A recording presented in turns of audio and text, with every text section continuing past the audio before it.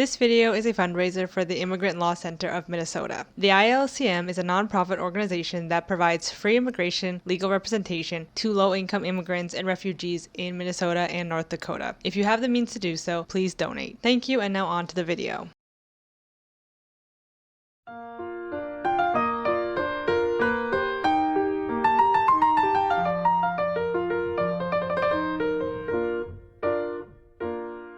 So for those of you who have followed me for a while, I live in Brazil, specifically in the Northeast. I've lived here since 2017, and as I watch the news of what's happening to the immigrant community in the US, especially in Minnesota, I just feel so sad and disgusted at how immigrants are being treated, from Hmong immigrants to Latin American immigrants to Somali immigrants to even Native American tribal members, and just the nonstop hateful rhetoric coming from the Trump regime. I'm just so sickened every day by what they're being subjected to. And I'm not just upset as an American, but also as an immigrant. As some of you know, I used to refer to myself on this channel as an expat, but in reality, I am an immigrant. And I was wary to use that word because of the stigma it brings. I wanted to separate my status of that of an immigrant because I did choose to come here. I have a lot of privilege in Brazil when it comes to my class and where I'm from, being an American, but I also face racism and xenophobia for not being the right kind of American. But of course, I'm still a gringo and I fully accept that. I also accept that I'm not an expat, and I do find it very weird now that Americans who live abroad are expats and they say they're living abroad and do the most to not call themselves immigrants. There's nothing wrong with being an immigrant. I guess with the term expat, it implies that there's this idea that it's only temporary, because who would want to leave America? I moved to Brazil in 2017 during Trump's first term, which was a lot. My husband, who visited me before I immigrated, was told to make sure he left the country. He also had his laptop checked for drugs when visiting the US, but the agents who pulled him aside to test him for drugs and test his laptop for drugs didn't tell him what they were doing. In 2023, upon re-entering the US with my 1-year-old son, I was pulled aside by an officer inexplicably, and then I was just in an empty room with 5 other officers and some other women. And that was like the scariest thing to have ever happened to me. No one said a word. I had no idea why I was being held there, but I was lucky and was sent on my way. Some people aren't that lucky, and that was under Biden. This is all to say that Border Patrol and ICE have always been needlessly rough and mean, to say the least, but under Trump, Miller, Nome, and Bovino, things have just escalated to an entirely new level, where agents just get to murder people without any repercussions, and where all Democrats can seem to do is wag their finger. So in this video, I'm going to talk about my own personal thoughts as to why this is happening, how immigrants function in US society, and how having that separate class makes it so hard for those in the US to achieve class consciousness. And lastly, I'll share my own thoughts about my own immigration journey. So with all that said, let's go. A lot of young people are saying housing is way too expensive. Why is that? Because we flooded the country with 30 million illegal immigrants who are taking houses that ought by right go to American citizens.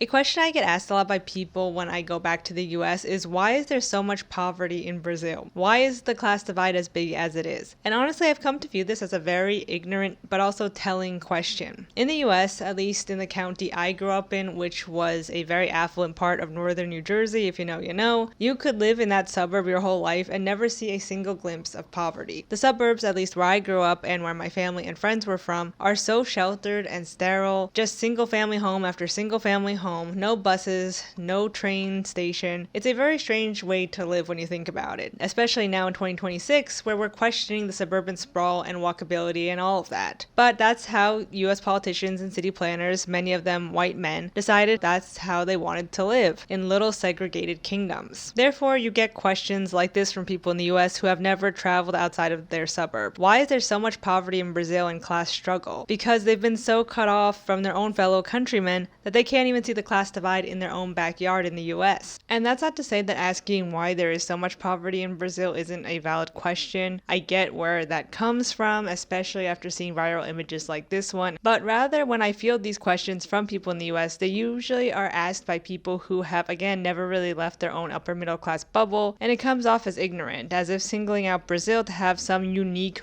problem that doesn't pertain to the US, when in Brazil, there's universal health care, and in the US, insurance premiums have just doubled. But all they see in Brazil is poor people living in a third world country in the global south, and their default view as Americans is that the US is by default, again, superior. So it becomes a less innocent question, why is there such a big class divide in Brazil, and more of an accusatory one. Why is everyone so poor there? At least in my opinion and from my experience, I don't want to offend any Americans. I'm sure that I will though anyway, so. Also, Brazil jailed Bolsonaro for their attempted coup, whereas Trump got a second term, so there's that, not to rub it in. But this ignorance of upper middle class Americans, mainly white Americans, to think that poverty only exists outside of the US is by design, to stop class consciousness from being achieved, to stop class solidarity. Instead, these types of suburbanites see Brazil as somehow an anomaly, because in their world, there is no class divide. They're not even aware that other classes even exist, aside from their own wealthy corner of the world. Lily Alexander actually made a video discussing how those in the rich side of town have a neighborhood watch sign up, security alarm signs on their front lawns, and she surmises that these wealthy families must be so terrified and on high alert all the time, and how exhausting that must be, and how that makes you extremely anxious. And she's right. They live so closed off from how working class people live that they see any outsider as some sort of threat to their perfect, rich, mostly white utopia of manicured lawns and large SUVs. And when these wealthy homeowners do interact with people in low-wage, hourly paid jobs like janitors, waiters, cashiers, and other forward-facing customer service or retail workers, many times these hourly wage jobs are done by immigrants. And having the immigrant class be made up of racial minorities doing low-wage labor creates an even further class divide. That could never be me. These people are lucky to be here. They don't need a living wage. Immigrants in vulnerable low-wage positions are therefore a totally separate and exploitable labor force in the US, and they even have less rights because they're not citizens. It's not just that they may have cultural and lingual differences from the white, wealthy, and powerful ruling class, but also they have an entirely different legal status in the country as non-citizens or even naturalized citizens, as Trump's regime is even threatening the status of naturalized US citizens like me. And that makes it so much harder to form class solidarity, even between working class people, because immigrants become this separate entity that they're apart from us. And because of their vulnerability, they are more easily exploited by millionaires and billionaires because they do not have the same rights as citizens. They might be undocumented, and this causes infighting among the lower classes where immigrants are stealing your job. Or as JD Vance has recently said, immigrants are stealing your homes. Homeland Security has even come out with propaganda saying, take back your homeland, as if the problem is immigrants getting paid pennies a day, if at all, and not the billionaire CEOs enabling that to happen who aren't paying anyone a fair wage. The rich create this situation where mostly white working class citizens turn on immigrants because they as full citizens can't be as easily exploited as non-citizens. It creates this weird paradox where I'm angry at you because I can't be as exploited as you, but also I deserve the job more than you because I'm a citizen and you're not. Rather than being mad at the billionaire CEO, they all turn this hate on the immigrants and use them as scapegoats. Do you have problems with your finances and the economy? Blame immigrants. They're stealing your job and your home. This was best illustrated in American Factory, where the billionaire of Fuyao Glass, Cao De-wong, fires the American employees for unionizing and demanding wage increases, and instead hires young naive workers, replaces some workers with robots, and continues to favor Chinese employees because they are more easily exploited. I'd like to applaud the workers in that documentary for not turning on the Chinese, but rather on the CEO and founder. The American workers are very open to actually working with the Chinese, and they can very transparently see that it's the Chinese bosses and overseers fucking with them. At the same time, I'd be lying if I were to say that there wasn't some animosity there. Of course there is. They're being fired for fighting for their rights as workers. And one worker was unfairly terminated because they were deemed slow after they purposely made her do a job for two people. In general, having an immigrant class in the US helps to take the focus off of the wealthy and shift the blame to the racialized and lower class, the others. And that vitriol has worked.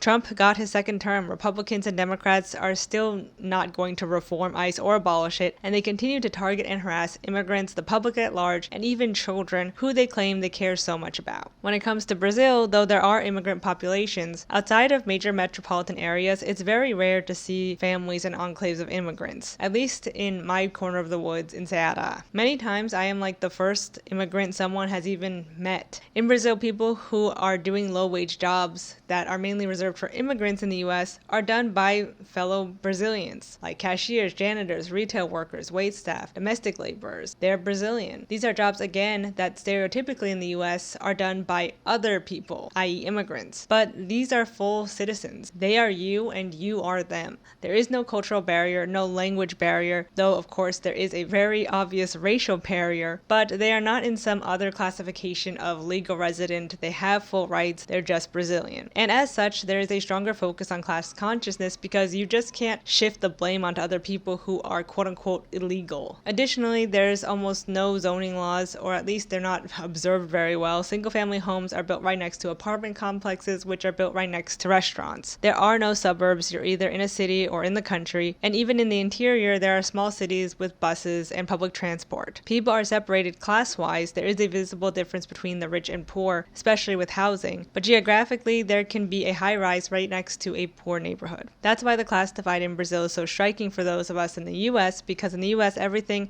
and everyone has been purposely cut off from each other, and everything is segregated. And this isn't to say people are equal economically in Brazil, of course, but rather that just everyone is kind of mixed together. In the end, by not having zoning laws or not observing zoning laws, it makes the economic disparity impossible to ignore. Whereas in the US, in the suburbs at least, you can go your whole life without ever going into a poor neighborhood if you don't want to. In cities in the US, it's a different story, as the classes are mixed there, and in rural parts of the US, poverty is rampant. But if you're in a white, wealthy suburb, forget about it. And I'd say a lot of people who live in those suburbs have no inkling as to what is actually going on in their own country. Whereas again, in Brazil, it's inescapable. And there's no one else to blame aside from the rich upper classes and their private jets and helicopters, and politicians stealing money from school lunches and money for medicine from hospitals. And I want to make it clear here that the solution to gaining class consciousness in the US is not getting rid of immigrants, but rather seeing the humanity in people deemed other by the ruling class. It's very clever of the rich to have this scapegoat and buffer class to blame your problems on.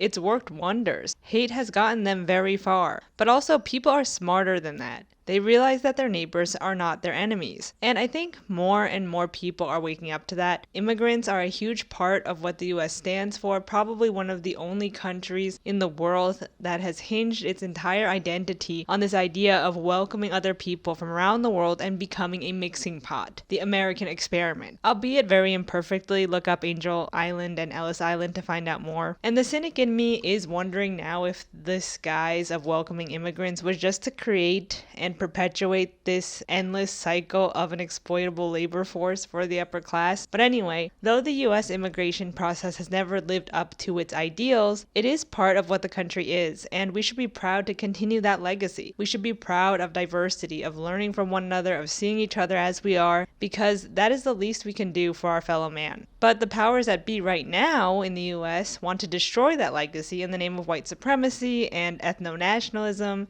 and that is terrifying.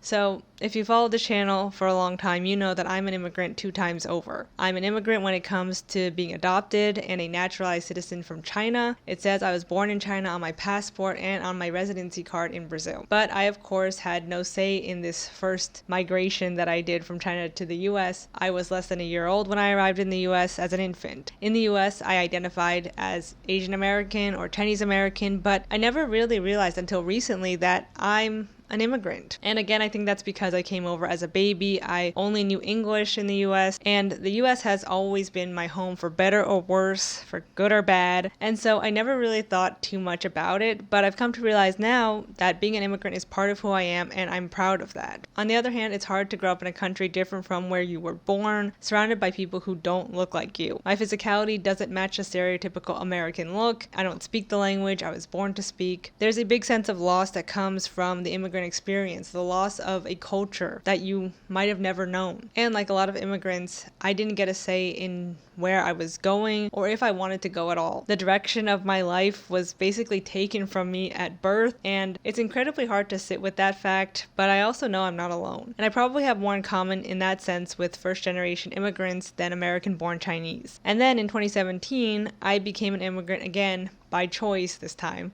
in Brazil. And here, of course, like in the US, I continue to be othered, be a racial minority, be an immigrant, and it's of course not easy. I'd say a lot of people that I know both in Brazil and the US can't even fathom what kind of existence I'm leading here, of leaving everything you know behind to start a new life in a country that you don't know the culture, you don't know the language. A lot of people in my own family just can't even imagine leaving the US. And though that's fine, they say it in a very condescending way. Rather than say like, oh, I'm sorry you have to deal with racism and xenophobia in Brazil, that sucks, they say, well, I could never do that. But that's a whole story for another day. I honestly wish I could continue to move around the world, and looking back on my life and reflecting on my life now, I've been very privileged to be able to experience so much of the world as an adult and to be adopted into, the greatest country in the world. It's safer to be within the borders of the country that's bombing the world rather than to be outside of it. At the same time, now they've turned the military on their own citizens, so it's a give and take. But again, I feel so privileged to see and live in a country like Brazil that you hear so many awful stories about in the US, but when you're actually here experiencing it, you just realize that people are people are people. And I encourage anyone watching this, if you're able to travel and get out there and learn a new language, learn a new culture. The world isn't as scary as we see online or on TV. And I think the solidarity in Minnesota is showing us that neighbors care, that no matter where you're from, you're human. Life as an immigrant is very hard in the US. It's always been hard, but now it's worse than ever. There's people in the US who had to leave their home country, ironically because of the US, and now are being deported and detained and have nowhere else to go. There's people who are being taken without due process, including children and babies, and I'm at a loss for words. It's unfortunately part of the US immigrant experience to constantly face xenophobia, to live in fear, to know you're being othered and told that you don't belong, while also being blamed for economic instability, and they are now being hunted and targeted by a fascist regime. But people do care about one another and want to help and are standing up for one another. So before I end this video, I just want to say fuck ICE, and also that ICE melts, and that the US wouldn't be the US without immigrants. It's so hard to see what the US has become, knowing that the US has always been this way, and I feel like this incredible sadness when I think about the US and knowing that I can't go back there right now. Even though the US has never been the best country in the world, it's just sad to think that that is my only home as an immigrant. I don't have China. In Brazil, I'm an immigrant. The US is it for me. It's where I spent my childhood, my formative years, and I've just want to share that with my own kid one day, but who knows what it's going to look like 10 years from now. So all I can say is stand up for your neighbors, and if you can, please donate to the ILCM. They're doing great work as legal representatives for those who can't afford it, but who need it the most. So thank you so much for watching. If you want to share something down below, please do so. If you liked it, give it a like, and thank you so much for watching, and I'll see you in the next one. Bye.